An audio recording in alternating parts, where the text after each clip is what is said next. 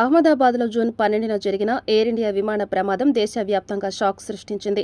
లండన్కు బయలుదేరిన ఈ విమానం టేకాఫ్ అయిన కొద్ది నిమిషాల్లోనే మేఘనీ నగర్లోని బీజే మెడికల్ కాలేజ్ హాస్టల్పై కుప్పకూలింది.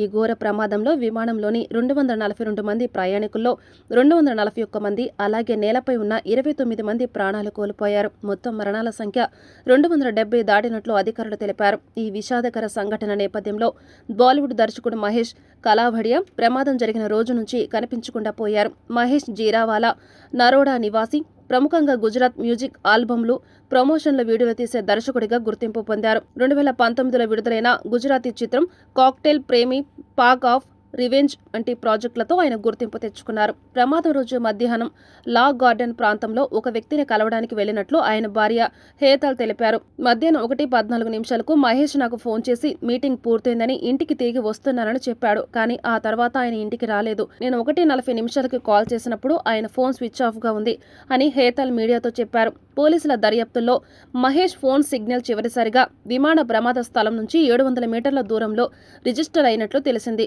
విమానం 1:39కి ఫస్ట్ కుప్పకూలగా మహేష్ ఫోన్ 1:40కి ఫస్ట్ స్విచ్ ఆఫ్ అయింది.